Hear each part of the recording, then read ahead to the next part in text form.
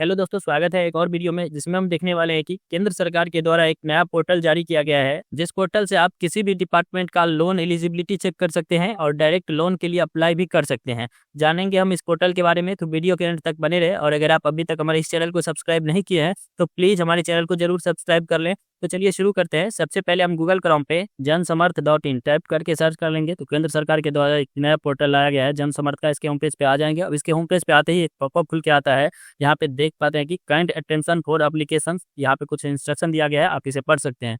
इसे पढ़ने के लिए या वेबसाइट को जिस भी लैंग्वेज में देखना चाहते हैं तो यहाँ से लैंग्वेज सेलेक्ट करेंगे। अगर हिंदी में देखना चाहते हैं या और भी लैंग्वेज दिया गया है, मराठी, तेलुगु वगैरह सब, तो आप यहाँ से उस लैंग्वेज को सेलेक्ट कर लेंगे। जैसे हम यहाँ पे हिंदी को सेलेक्ट करते हैं तो यहाँ पे आप देख सकते हैं कि बताया गया है कि जनसमर्थ पोर्टल अपने आवेदकों से किसी भी तरह के भुगतान के लिए नहीं कहता है, इसलिए यह सलाह दी जाती है कि किसी भी तरह का भुगतान ना किया जाए और किसी भी तरह के कॉल, एसएमएस या फिर ईमेल और जनसमर्थ जैसी दिखने वाली और समय से पहले स्वीकृति दिलाने के बदले भुगतान की मांग करने वाली घोटालेबाज फर्जी वेबसाइट से सावधान रहे।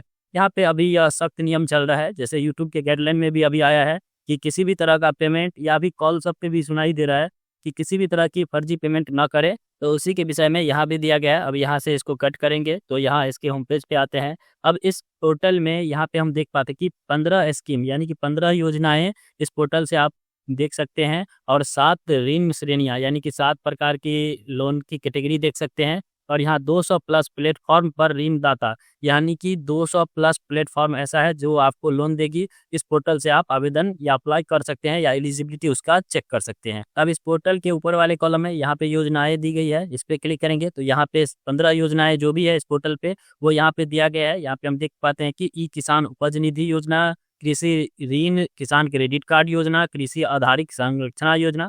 अगर आप इसको इंग्लिश में देखना चाहते हैं तो यहाँ से भी लैंग्वेज को सेलेक्ट करके आप इंग्लिश में यहाँ से देख सकते हैं। दिया गया है agri infrastructure loan, business activity loan, livelihood loan और यहाँ पे एजुकेशन लोन। और ऑल स्कीम पे क्लिक करते हैं तो यहाँ लोन की जितनी भी कैटेगरीज है यहाँ पे खुल के आएगा। आप यहाँ से उसके लिए आवेदन भी कर सकते हैं। अब यहाँ हम होम पे क्लिक करके इसके फिर से होम पेज पे आ जाते हैं और स्क्रॉल करके नीचे आते हैं तो यहाँ पे देखिए कि जो भी स्कीम है वो यहाँ पे दिया गया है ई किसान उपज निधि योजना। और इस स्कीम के बारे में यहाँ पे सारी जानकारी दी गई है। यहाँ अप्लाई पे क्लिक करके इसके लिए आवेदन भी कर सकते हैं। जैसे यहाँ पे एग्री लोन दिया गया है तो इसके एलिजिबिलिटी यहाँ से चेक कर सकते हैं और यहाँ से इसके लिए आवेदन भी कर सकते हैं।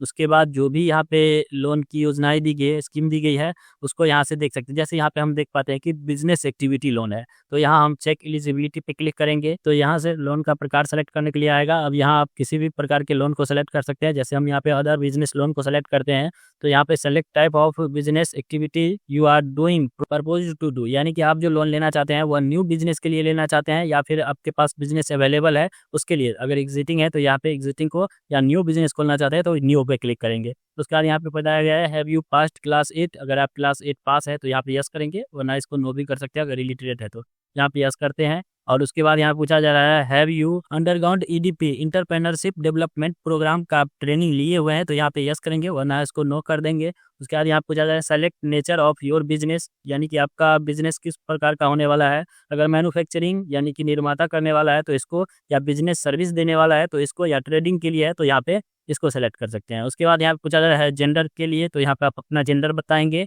यहाँ पे पूछा जा रहा है सेलेक्ट योर सोशल कैटेगरी, आपका कास्ट कैटेगरी क्या है उसको यहाँ पे बताएंगे। यहाँ पूछा जा रहा है आर यू एक्स सर्विसमैन और फिजिकली हैंडीकैप्ड, अगर आप विकलांग है या एक्स सर्विसमैन है तो यहाँ पे यस करेंगे, वरना इसको नो कर देंगे।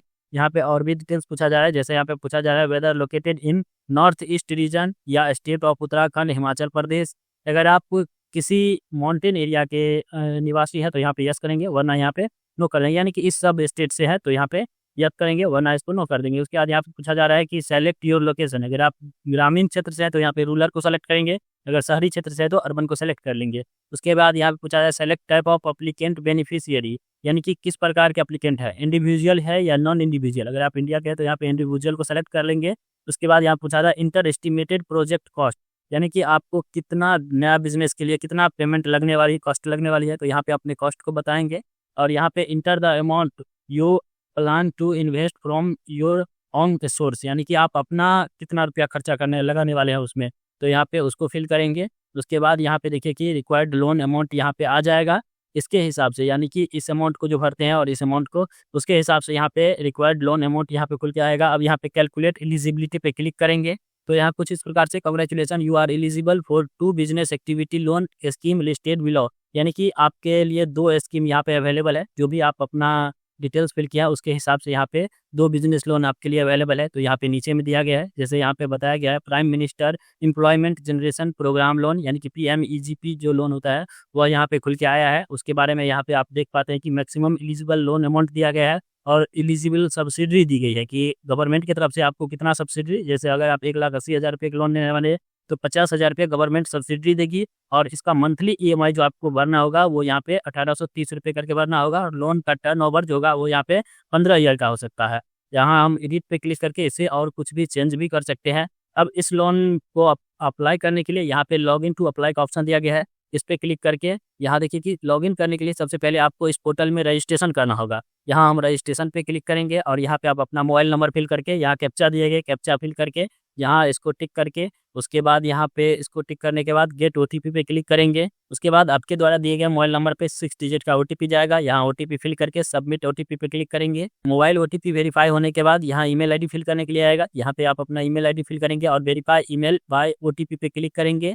और या अगर आप अपना ईमेल आईडी नहीं देना चाहते हैं तो यहाँ देखिए कि स्किप का भी ऑप्शन दिया गया है, यहाँ स्किप पे क्लिक करेंगे तो यहाँ आप इस पोर्टल में रजिस्टर्ड हो जाते हैं। अब यहाँ आप जो भी अपना डिटेल्स फिल किया है उसके हिसाब से यहाँ पे ये लोन एलिजिबिलिटी खुल के आएगा और यहाँ से प्रोसीड पे क्लिक करके यहाँ इस लोन के लिए आवेदन भी दे सकते हैं। यहाँ कंटिन्यू पे क्लिक करके यहाँ प्रोसीड पे क्लिक करेंगे तो यहाँ से आप लॉग ऑन सक्सेसफुल हो जाते हैं। यहाँ पे हम देख पाते हैं कि PMEGP स्कीम के लिए हम प्रोसीड किए थे तो यहाँ पे कुछ इस प्रकार का इंटरफेस खुल के आया है। अब यहाँ हम अप्लाई फॉर न्यू यूनिट के लिए यहाँ अप्लाई पे क्लिक करेंगे और जो भी डिटेल्स मांगा जाएगा उस डिटेल्स को फिल करेंगे। जब सबमिट हो जाता है तो एक प्रिंट स्लिप जनरेट होता है। आप अपना डॉक्यूमेंट और जिस भी बैंक को सेलेक्ट किया है आप अपने बैंक को, उस बैंक पे जाएंगे। बैंक के द्वारा आपका डॉक्यूमेंट और बैंक अकाउंट का वेरिफिकेशन होगा। वेरिफिकेशन होने के बाद आपका लोन अमाउंट सेंक्शन कर दिया जाता है। तो दोस्तों इस प्रकार हम देखें कि केंद्र सरकार के द्वारा लाया गया न्यू पोर्टल जन समर्थ पोर्टल पे वर्क कैसे करें। अगर आपको यह वीडियो अच्छा लगा तो प्लीज़ लाइक करें और इससे भी अच्छा वीडियो लेकर आते हैं हम अपने इस चैनल पर, तो प्लीज़ हमारे चैनल को जरूर सब्सक्राइब कर लें।